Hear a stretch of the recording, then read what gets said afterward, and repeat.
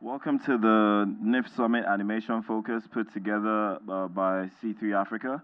With me are some really iconic gentlemen here who have done immense work and in developing our animation industry as we know it. Starting from left all the way to the right, I have Harry Dunku of Scroll Entertainment. Scroll Entertainment is it's an animation studio, but it's also a creative content company. They've worked with a ton of clients from Diamond Bank to GT Bank to international clients with a very vast experience in advertising, but also with a fan-based project, which was a Black Panther. I don't know if you can pull that up on the screen for Harry. Just a little bit of a clip, just like 10 seconds, not too much. That's Harry of Scroll Entertainment. Also, I don't know how fast you can play these, if this works this way. But if it's too much of a hassle, we can just move on.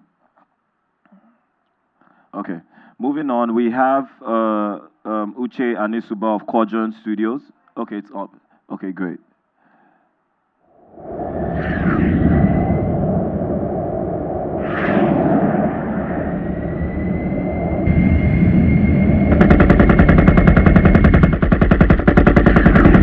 My prince, but your father the king warned us not to venture this far out of Wakanda. I know that way. I didn't think our test drive would hurt. Trap to 2400 and head north. We are almost there.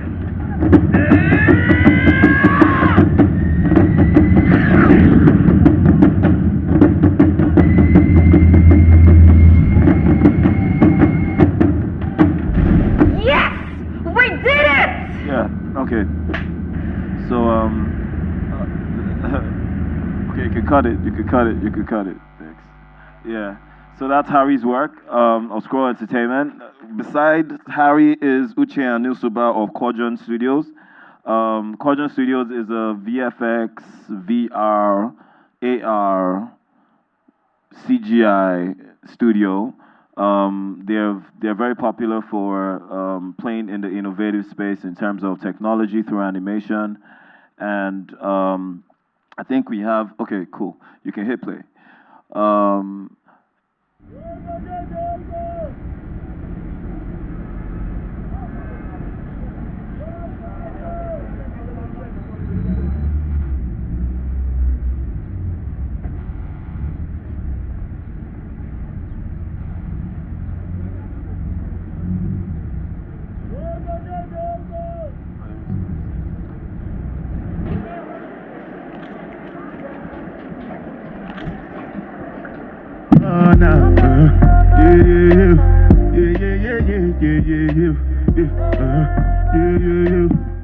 Skelepe, how many times would I tell you? Try not to touch anything except for the food in the West Bay. That's for plenty for lizards. Which kind of be done now? For worry, now we they control the full area. You have no idea, Skelepe. Humans here are very dangerous. Once they sense you live with them, they will stop at nothing to exterminate. Ah! Skelepe, run for your life! Humans! Run! Wait! Now this specker the beginner. They're not really sure. For worry, now this time with the pursue come up on the map. Anything for your boys. Don't make a change that for you.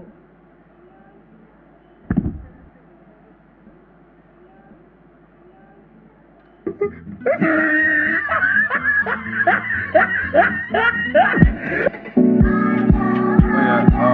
can cut it. And beside me on my left, beside me on my left is Michael Obo. Yeah, Michael Obo is the co-founder, I'm guessing.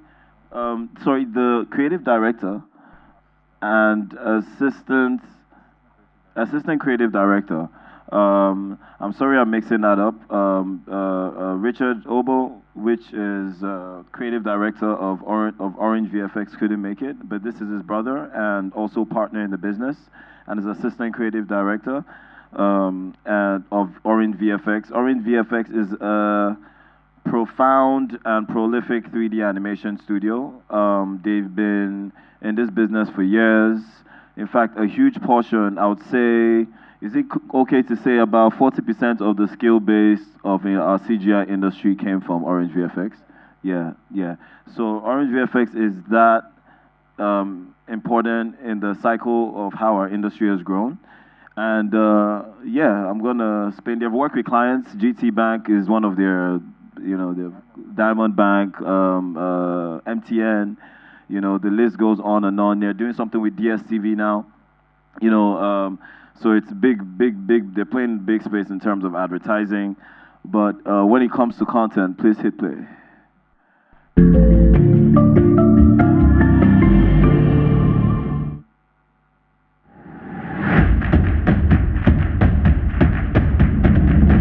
Joe, free me! Yeah! Go! Go! Guy, you know that yellow papa where they our street where we're so? Wait, which one? That one where they trip for me? Now my babe now. Free me, Joe. If you not get money, hide your face. I hide my face. Come, now me you talk like that. Guy, I be big boy. You see this TV show? You know how much I buy am? 200k, see this one. You are poor like don't show the market rat. True. Now me they call market rat. Thunder fire your left now. See all those cushy and pate where hush puppy they show for Instagram so. Now me buy am for am. Guy, you know e-money? E-money na my boy. Money where you dey spray, now me give am. See this one oh. You know that Linda Cage house for Banana Island? Now me dash her. That one a house. Maybe you know OBO Davido. That 30 billion where they account. Now me borrow am. Forget see. You see that snake where swallow jam money? Now me send down. Now CBN they go next. Twale Baba. Ah hello, Twale. Where you dey? True. Bros, it is how they lie. So that's Orange VFX, guys. And then, last but definitely not the least, genius of the arts. He runs a studio called OBK. But before OBK, he was creative director. Am I right? Yeah, creative director of Noah's Ark. Noah's Ark is an award-winning, multi-dimensional agency. They handle all accounts that you can possibly think of. Airtel, everybody. And his studio has produced a film series called Freak the F Out. And Freak the F Out has been selected in film festivals across the continent, across the globe, and it still travels. And I'm excited to introduce you guys Council Ogulu, and his video is a project called Freak the F Out. Don't ask what the F means. Over there, yeah.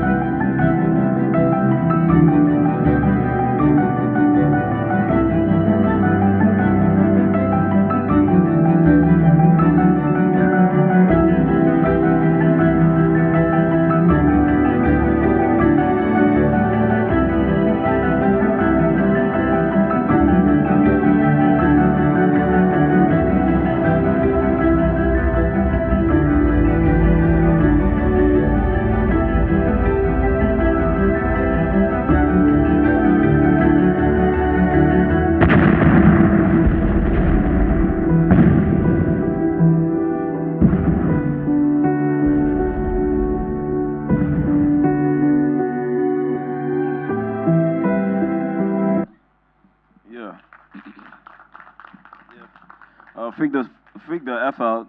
I'm so close to.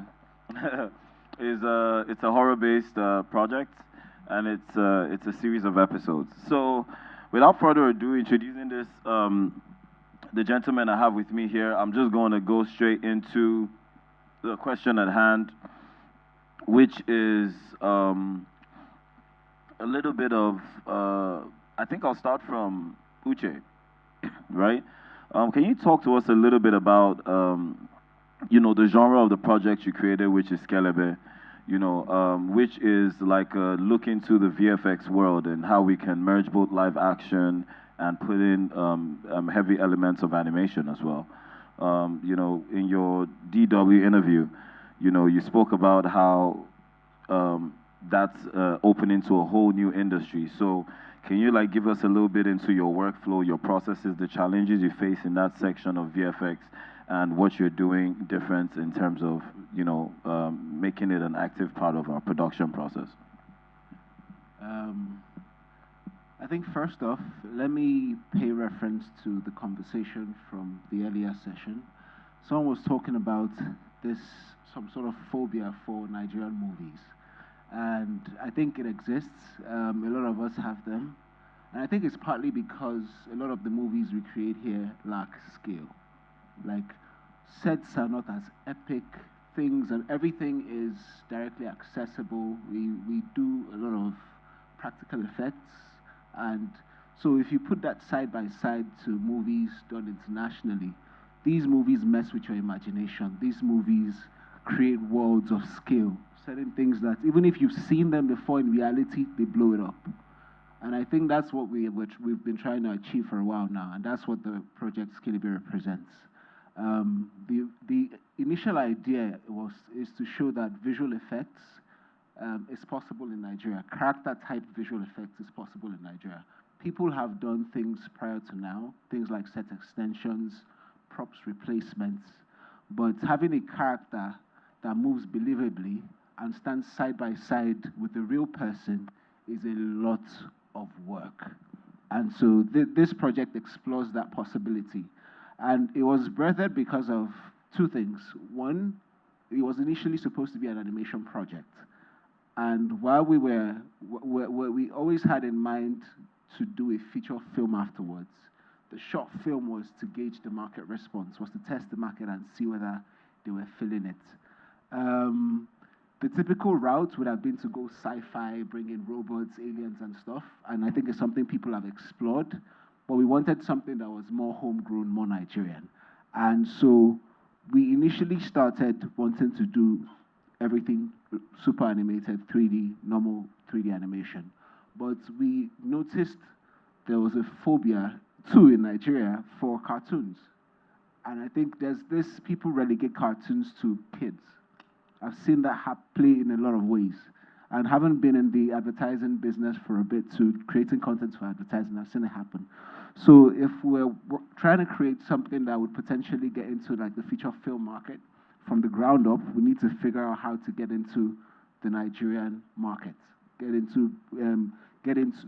with what people were already relating with, which is the normal Nigerian films.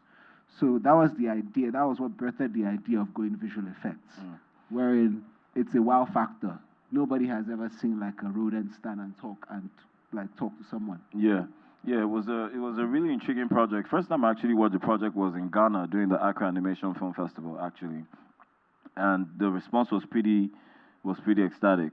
So in terms of collaboration with like Nollywood, in terms of like producers making more dynamic films and projects, how do you see fitting into their process and bringing VFX at a bite-sized rate, not Marvel, not Weta Digital level, how do you see fitting into their model in terms of bringing that quality and outer world experience to present day Nollywood? I think with all these sort of things, people would want to incorporate it when they've seen success. It's usually the numbers that do the talking. and which is why we aren't going after like filmmakers to say we can do VFX. We are trying to raise the money for our VFX film, and then hire like a director, like maybe a Kemi Adetigba or a Nee, who's a friend of mine who also runs an animation studio, to direct it. Yeah. And so that way, when we do the film and it's successful, it's a lot easier for people to see that. I think VFX in Nigeria is the sort of thing because And you say like the directors even need to go through a certain training because directing a VFX film and a regular live action film, so the work was there's a lot to it. Yeah. Oh yes. So usually they have visual effects directors working side by side with the directors. So in that sense, they might not need to go through to start out, but I think that sort of collaboration, if there's a studio that has someone with the vision of the project working with the director, it's a lot easier to actualize the project. Because if it's just the director on set, the cliche terminology, let's fix it in post, is usually the case, and then the studio guys spend crazy hours trying to fix the impossible. Meanwhile, if there's someone who already knows how to bypass all those craziness, he can provide such advice while they're even doing the shoot. Yeah. All right, amazing. So moving on to Michael Obo. Michael, like Orange VFX has been working with corporate organizations for eons, right? Since 4 years. I'll tell you about 7 years, 7+ years. And how do we bring the corporates into making animation films? That's how direct the question can go. I mean, we've seen instances of you guys have grown relationships working as an agency, and they know more than anything the capacity for you guys to deliver. If the necessary is done, they have the millions. Do you get what I mean? And we know they have the millions, right? I mean, we're talking about MTN here. We're talking about banks, right? And they've funded film. They did this 93 days film. Was that UBA, right?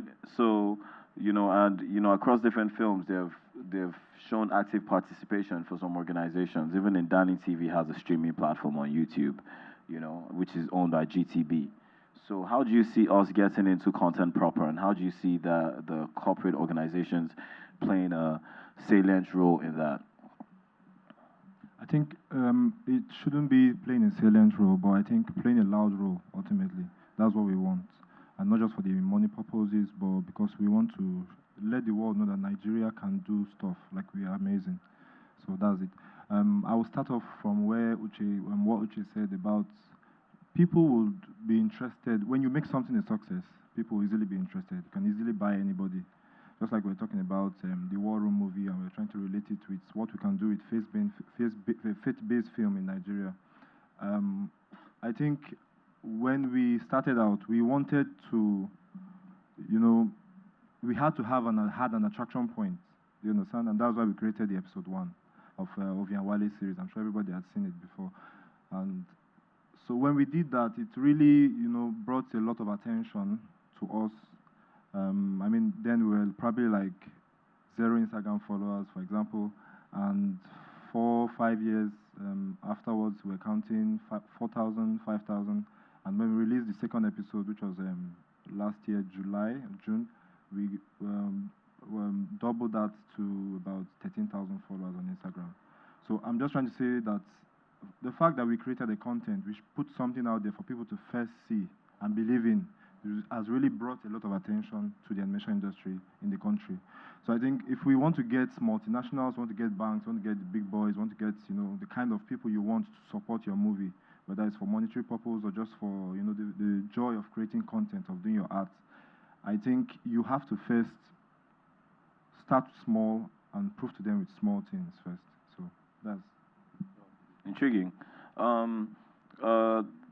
Looking into 2D animation now, which is a whole new genre. In terms of, I was having an interesting conversation with Council on how he monetizes this project, which you watch, which is Freak the F Out. And it was actually really interesting because it's not your everyday commercial method of storytelling. but somehow this movie has appeared in over 20 film festivals. And these festivals are festivals that sometimes the best of Nollywood tries to apply to get into with their movies, and they still get gated.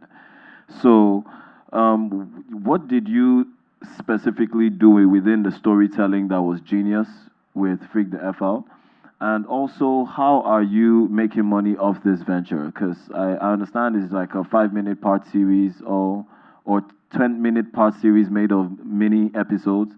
So, how exactly are you monetizing this? And, what did you adapt in your storytelling that is so acceptable globally? All right, so Freak the F Out is a horror-based animation, and the idea came in 2017 when I figured, okay, so I'm a fan of horror, and I figured we pretty much most of us here grew up with horror. Ineka the Pretty Serpent, Karishika, Igodo, all of that. We used to pee in our pants when we were little, watching these things. And then Nollywood, there was an influx of comedy. Everybody wants to go to the cinema and go and laugh because, well, Nigeria is a sad place. So, um, no, but it's true now. So, horror is dead. Is dead. And so the idea came to me. I was like, okay, I'm not gonna go out soliciting for funds and let's shoot a horror film. It will flunk in the cinemas. That's just the truth. I can animate, so what do I do? Sit down, create bite-sized stories. What you just saw was actually season 3. Season 1 has 1 minute stories of someone picking up money on the floor and turning into yam. Things like look under your what do you call it in the market, and you see spirits. These stories that we tell our kids or we heard as kids that used to freak us the f out. You understand? Yeah. So we only have that in our imaginations, but we can show people this thing that we had. This is how it looks like with this thing. You understand? So, and that's how it was birthed, and people could relate, and that was how it became successful. I released on Instagram, free, and then gathered all the followers as time came on. We did season 1, put in the festivals, success. Season 2, same, success. Season 3. And so I had to sit down. There was a following. I had to sit down and ask myself, how am I going to make some money off of this? I can't start now that everybody's chopping it for free, decide, oh, okay, where, how far, come and pay this money. It's hard to convince Nigerians to part with their hard-earned money, especially if they've been chopping something, free, a woof. You understand? So I decided to go into merchandising. The character there we just saw that destroyed the plane is called Tata. He's a child killer. He kills children. That's what he does. And you would think that, Nigerians, we're afraid, but they're fans. He has fans. People actually like the character. And so what I did was go ahead and create, merchandise based on Tata. T-shirts. This is a USB flash based on the character. You understand? Contact people from China, sit down, create these things, bring it, and people will buy. And at the end of the day, when you make money from the merchandise, your hoodies, your shirts, your slippers, whatever, you take some of it, fund it to the next season, keep the rest as profit. Done. Exactly. So, I mean, basically, that experience is it's a direct entrance to make you understand that you don't exactly need to make a full feature film to start to earn money as an animator or an animation studio. You don't need to be scared of investment in an animation studio because you don't have $100 million to put into a full feature CGI movie. You can start by making a 2-minute bite size, get the recognition around the globe, and the opportunities to make that movie of $100 million you want to make, and in between that, still earn money. It's possible, right? And moving to Harry, definitely last but not the least, Harry, you created. I want first of all, I want you to give me the experience of how it was creating the virtual. I'm guessing. Am I correct if you created a virtual character for the UBA, Leo? Or who? Which? Diamond Bank, yeah. So yeah, he created the virtual character for Diamond Bank, which is basically a content-driven experience for banking, but also that in your process of, can you tell us a bit about the process of making 2D animation, right? Your process specifically in how you do it, because you lean more into the commercial aspects of how it's done in the international market, in terms of how Warner Brothers create their projects and how Looney Tunes is the same pipeline. Can you give us insight into that pipeline and how that can be used to revolutionize our TV industry in terms of making content for both kids and adults?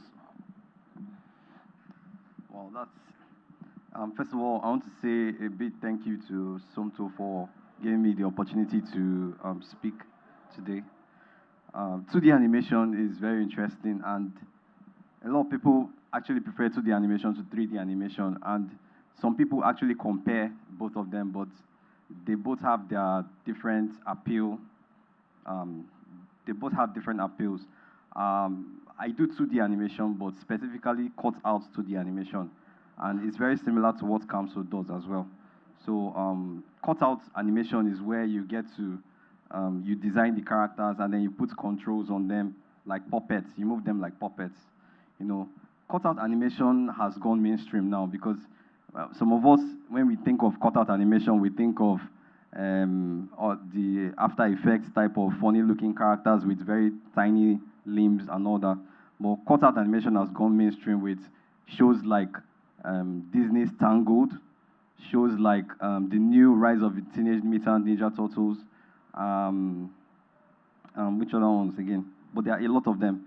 So our process of doing cutout animation, first of all, let me explain the animation industry in a nutshell, the pipeline in a nutshell. It's basically pre-production, production, post-production, and then distribution. Concept development first, before pre-production, production, post-production, and distribution. Concept development is where the idea is generated and created. Pre-production is where you design the characters. If you need to rig them, it's the same thing too with 3D pipeline as well. If you need to rig the characters, do the storyboarding, animatics, and things like that. And then after that, we go into production. The characters that are designed are now animated and brought to life, and then mixed with sound and all that. Then the next thing is post-production, where you get to make a cleaner image, image treatment, picture quality, color grading, sound editing, sound mixing, and then after that is distribution. So in our studio, we are not handling all the pipelines. Crew Entertainment is basically targeted at only production. And because we understand how the industry works, that it's not that easy unless you're a Disney, a Warner Bros, or a DreamWorks before you can be able to handle the entire pipeline. So we decided to just focus on only production, and that's what we do. We do cutout production, animation service work for international studios from India. We're currently working on one for an Indian studio right now. So this idea that animation is cheaper in India is not true, because Indians outsource to us. You understand? So we do service work for Indians, but we're handling only production. So they send us all the assets. They send us the characters, character designs, the rigs, the storyboard animatic, and then we use that to animate it. Coming down to Nigeria, creating content for Nigeria, the truth is I don't know the blueprints because the industry is quite young. Distribution in Nigeria, I mean, we had the session before now had a very long talk about churches and all that. The reason why they're talking about churches is basically because of distribution. So distribution is not a very easy, distribution of animation in Nigeria right now has not been fully exploited yet. So I cannot give you a clear cut plan on how we can go about that, but I can only tell you that there's huge potential. Stories in Africa. NSC has created a platform for Africans to showcase their works in 2020. So there's a huge opportunity. We know African stories cannot finish. Nigerian stories alone, we have 250 tribes in this country. 250 tribes minus all the other different tribes in different parts of Africa. We're currently working on our in-house production, and we hope that we want to pitch in NSC next year. We hope that we'll be able to take advantage of this opportunity for Africans to showcase and get our work out there by God's grace. All right, awesome. Yeah, so we don't have a lot of time left, so we're just gonna go in through one run through of the panelists and then take it to Q&A, right? And in Q&A we have about 3 questions. So I'll be very keen to listen on if you're about to repeat a question or give the same statement that someone has, so I might cut you off. So please don't be mad. So starting from Harry, real quick in a blurb, 1 minute, what do you think is the major challenge of the industry you're facing according to your best expertise, right? And what do you prefer as a solution to that? So quick problem, statement, and solution. I think the first problem is One problem, oh, this one I already have first. one problem. The most important problem I can point out right now is funding. Funding for development. So development funding is a key problem. We need people have ideas. I mean, I'm looking at Dami right now. She's the founder of Smith's Animation Studio, and she's sitting right there amongst the audience. And she has a brilliant idea for a story she wants to tell, which is Maker Boats. But the funding, the production, not production fund though, development fund, that's to develop the idea to a significant point so that we can be able to pitch it in maybe NSC or to different festivals around the world. So, the solution for this, I think, is to be able to show the Nigerian government that we are serious, because they just spent 279 billion on Empower, and none of us got anything out of it. Yeah. Thank you very much. We're going to, hopefully, maybe there's someone that knows about Empower in the audience that can give us more information on where those millions went to. But Uche? Well, not at all. Yeah, so good. Okay, problems. Problems and solutions. So I align with you in the first one. It's obviously, everything is obviously money. Yeah. But to add to it, since you can't list all of them, so I would add what you probably would have listed, talent. I think, so obviously, because there are not a lot of consistent, large-scale, well-funded animation projects, there are not a lot of talents. Nigeria has a thing. Something has to make money first before we're like, oh, this is what's making money.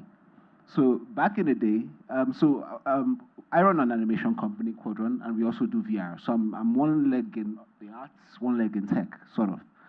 And so on the tech side of things, back in the day, I'm talking like 08, 09, there were a lot of developers. And a lot of those developers were making a lot of money. And someone, say, goes to Oxford and studies like computer science and comes back to Nigeria and wants to really build cool apps and stuff. And the projects he'll get, it would be someone asking him to do like a website, stuff like that.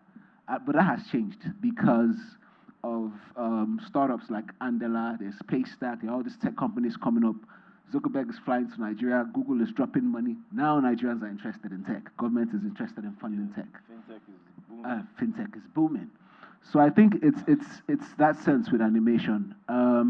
There were first movers with the tech. There was CC Hub, and there were guys that believed in CC Hub and invested in CC Hub.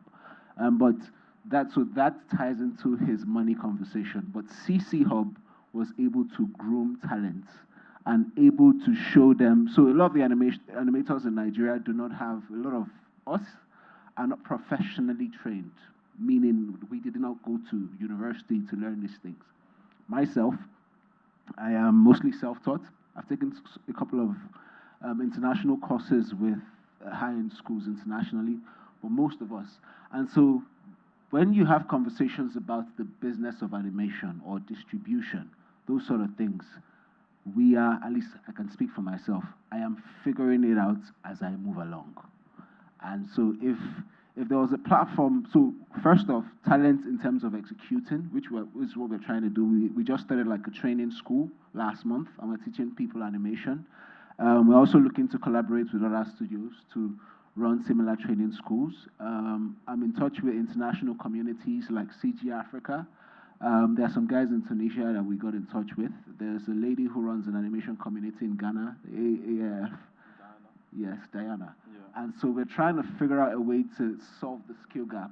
I think right now is peculiar because a lot of animation studios in Nigeria are working on IP projects. We with Skelebe, there's Ant Hill with Malaika, him with Freak the F Out, Orange with Ovi and Wale, and it's under the hood now till next year. Okay, cool. But everybody is working on IP projects. And the thing with IP projects is if you successfully get them funded, who will do the project? The options are, and I've considered these options. The options are go internationally and get talent, which you would spend a lot of money, or train people here. Local investors don't like to wait. They don't like to wait for 6 months they don't like to wait for so long. And so there was a conversation we had around an animation project that was supposed to happen in Nigeria. It was a Nigerian-funded animation project. And because of this skill gap that I speak about, we were considering taking it to Singapore. The prices were too high. And then the local equivalents within Africa that we reached out that the pricing was reasonable, where it didn't quite hit the mark in terms of skill. So my point in a nutshell is definitely skill, but it kind of ties into the funding because there needs to be consistent projects that are well funded for it to be a viable career option for the people who will come and learn. All right. So definitely we need an educational background system for animation. South Africa has a school. Kenya just launched an animation school. Am I correct? Right? Yeah. Yeah. And that's the second animation institution in Africa. And so once there's education, there is an industry because there can't be banking if nobody's studying banking and finance, right? So it's an integral part of the entire process. So next is Michael. Michael, what's in a blurb? You're trying to make it in a blurb this time, all right? What's your statement of a problem that you're experiencing? We've seen education, yeah. We've seen funding. What would you say is a problem and a possible solution?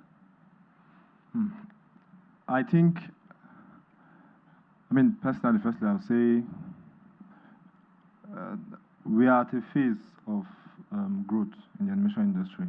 Most of our parents never grew up watching cartoons, never watching TV, like in the 1930s, 1940s, 50s, 60s, up to 1970s, where the average number of youths that we have probably in this studio or in this place were born. So we started watching cartoons as from 1980s, 90s into the 2000s. Do you understand? So it's more or less we are trying to convince the adult generation, which who are in the authorities of the helms of power in terms of ability, capacity, and what they can do to support them that this industry is possible. Yeah. Do you understand? We're trying to let them know that, see, this is something interesting that would bring out Nigeria in a new way to the whole world. Yeah. So I think firstly, the first problem that we're having is the convincing factor. To representation. Yeah. So to ignite something in the adult generation that was not there before. Yeah. That's the first problem that we're having. Then next, what would you say is the solution to that? All right. So the solution is, like I said before, start small, do some small things. Yeah. You understand? Let it go viral. Kamso just did something that's gone to over 20 festivals in the world. I'm telling you, the MDs of the major banks in this country, if they find out what he has done, you understand? They will be definitely be interested in partnering with him. Yeah. You understand? Either as a content-based marketing for their platforms or to just let do some special work. I'm so sorry. I have to, put it at the end there. Oh, okay. But I mean, to just summarize, basically it's representation. Basically, there's a generational rift. The millennials are more active in this industry because the millennials have a deeper understanding in terms of the consumption. Millennials are from 21 to 40, by the way. So they have a deeper understanding of this industry and a larger interest in terms of where this industry can go. But apparently, those millennials don't have the millions to support the industry. So we need a representation within the upper echelon, which are the people who are the decision makers and the key stakeholders financially, structurally, and politically, because there's 271 billion naira, 279 billion naira missing, which was supposed to come to the animation industry apparently, and they did one training, and that was it, a 279 billion naira training. So, yeah, the next is council. Yeah. So council, can you? Okay. Yeah. Question, please. But let council just give his last. So so we don't need to come back to the stage when it's done. Yeah. So council, can you just identify a key problem and a solution? Yeah, quickly. So they've said everything: is funding, education, representation, and I would just add appreciation. It's not just with the older generation. If the older generation gets to understand, or not even the older generation, us now, if there's an appreciation for the arts, of animation, yeah, you can boldly beat your chest and say, my son, I want to send you to a school of animation to go and learn. Everybody's going to be a lawyer or a doctor or whatever, you understand? Appreciation in the fact that you have some people who still think that animation is enough for children. The people creating the animation, they're adults. You understand? They are you and I, not kids. You don't have 10-year-olds sitting, drawing. They are adults and they are making serious money from it. And then appreciation from clients. You understand? Some of them just think, we want this thing, want it in 2 days. You understand? I will lick my screen and the animation will appear. You understand? No. If you appreciate the arts, you understand, you know the pain, that goes into doing 1 minute. 1 minute of FTFO, for instance, now, if I'm not doing any other commercial job, which must bring money in my pocket, will take 2 weeks. 2 weeks of me sitting down and rigging and 1 minute, 2 weeks. But some people just say, isn't that just, you've done it now, and that's it. So appreciation, and that's about it. Yeah. So yeah, question and answers. Thank you so much, guys. These are our panelists, and we're open the hall for any questions. Please, can you questions? Two quick questions. Yes. 2 questions. Yes, that's why I say quick ones. Okay. First is I didn't hear us. The panelists talk about kid content. Whether you're doing anything in that line. I heard the woman from event yesterday talking about them being hungry for kid content. Clients, almost all the platforms, hungry, practically looking for African animation. Okay, that is one. Then 2, I wanted to ask how the animators, how you are working with the larger industry. Most times when we want to create montage, want to create the art, 60 seconds, just something in a film, and then we're looking for who can help us do that. First is that when we finally get anyone, the price is so much, like it's almost like the entire price you used to make the film. And then you're asking yourself, I do a series of how many episodes, and then just to do like a 30 seconds montage, opening and closing. And maybe some, in between, and then special effects, and it's costing so much. So what are we doing to make sure that, that gap between is well managed so that the animators and the content creators, like films and series like us, can work together? Those are my questions. Thank you. So it's a new industry, and we need a lot of people to create large-scale content that kids can watch week after week after week. Factor this, he said it takes him 2 weeks to do that. And that's him. And that's 1 minute. your typical Cartoon Network is about 15, 20 minutes per episode. 2 weeks times 15. Or you get 15 more people. Either ways, you're going to spend a lot more time or a lot more money. So, like I said, it's a relatively new industry, and people are trading in places that are bringing money now so that they can keep the lights on, which is why some of us here have IPs that we're working on that are kids targeted, that we're looking to get funded. Yeah, What and we find, just to add to even that self, Cartoon Network did their pitch in Africa. They went to South Africa, gathered everybody, and guess who came out? Moshood Ridwan, a Nigerian. You know, winning the Cartoon Network prize. At the end of the day, it's been how many months? yeah, it's about 6 over months. 6 months. Yeah. Moshood Ridwan has not been given his $100 million to make his cartoon. We need to stop waiting on Cartoon Network or anybody. We need to, the stakeholders out here and the billionaires that are investing, like literally all these other things, need to understand that those billions that they invest in all those other things, if they invest it in animation, can literally bring those billions back in tenfold. So, And yeah. so to round off, you said you said you went to a forum and they were talking and people were really interested. I think as a business owner, you cannot quantify interest by word of mouth. It has to be backed up with some cash. It's like if you're going to, I don't know anybody that has successfully pitched and gotten investment. Like what he said, someone literally won a cartoon. This is an African-wide competition. A Nigerian won it. His project, there are Nigerian investors everywhere. His project is still not funded.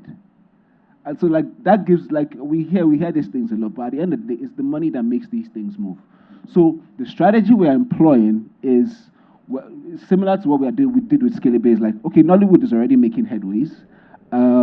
They've done their first $2 million movie, in terms of revenue, they've done their first $2 million movie, and they're going international. And so how do you tap into this market and make it a lot better, even with animation? Something to also add, to round this up, people look at animation and they think it's just the cartoons. I don't think anybody is not watching animation. Like, everybody is watching animation, no matter the film you're watching. If you've seen Lion King, it's animation. If you've seen Black Panther, it's a lot of animation. If you've seen Game of Thrones, that's animation. Like, everybody sees animation every day. They just don't know it. You understand? So, just to round up, the money is the reason why it seems like we're not targeting kids is because we haven't been able to get feedback in terms of monetization that would allow us to target kids. Thank you. Sorry, okay. Sorry, Chinwe. Please, I want to respond from a content perspective. First of all, in terms of you talking about not having information about how to monetize content, especially African animations. So I consulted for Ubongo. I'm sure most of you here know in Tanzania. Yes, and I try to help them with business development for Nigeria. So Ubongo Kids, they make Akili and Me, and Ubongo Kids. So Akili and Me is for the demographics of I think 4 years, and then 5. Yes, and then Ubongo is for the older kids. Yeah. Now, in Tanzania, this Ubongo has a staff capacity, if I'm not mistaken, of about 70 people, and it was a startup. I read their year reports, and I found that they made maybe in profit about $500,000. So now my question is, this company set out clearly because they are non-profits. They started originally as a profit, but later they switched to non-profit. So making advocacy, using animation kids to do educational content for kids, working with different non-governmental organizations. And so they've been able to, in terms of funding, they've been able to find that niche. I mean, their 2018 report was mind-blowing for me because they were having discovered that there are the United Nations, I mean, come to name all those organizations, they all have issues with children that they want to address. And they have been successful in getting funding. I can tell you, almost in Nigeria now, almost all the major TV channels, because I work with them on business development for Nigeria, are showing Bongo Kids, Akili Ami, NTA, AIT, WAP TV, and a couple of them, right? And they're giving, I told them, listen, you need to give out this content free first.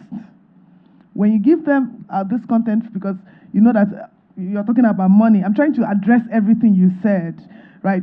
You don't know how you're going to make money from these things. I said the strategy to enter into this, guys, is you have to give the content out for free, first of all, and then have an agreement that for subsequent episodes, because they have about how many, what's it called now, seasons, right? 4 or 5 seasons. Give the first season out for free, 13 episodes by 25 minutes. And then after that, they're going to come back. And I've seen that happen. I've seen them now getting $50 an episode here in Nigeria, which is not a bad starting point. Come think of it. And mind you, this is residual revenue because their main source of revenue is coming from funding, right? So I think you guys also need to open up a bit because I'm just hearing a lot of technology-based discussions here and also corporate discussions. And I was asked to come and speak at the CinemaCom, and I'm like, I don't even know where to start, how to have that conversation, because where are you? First of all, the animation coming out of Nigeria is not for kids, primarily, and we are seeing that there is a demand for African kids animation. So I think it's important for you guys to also go back and begin to look at other creative ways to make these things happen. You have to go to content markets. I hear you on Discop, and also I actually advise Turner for Nigeria, and I'm going to take this video and send to them because it's not good for their image. You can't come out and make announcements and tell people that, oh, they've won a pitch, and at the end of the day, this is almost a year down the line, right? You're saying that the project has not kicked off. So I'm sure something must be wrong. And my task from this conversation is to make sure that whatever is the issue is fixed and that guy gets his money. Thank you. Thank you. Do you have anything to say to that, or we should just roll? So let me clear some things. You said they have 70 people, right?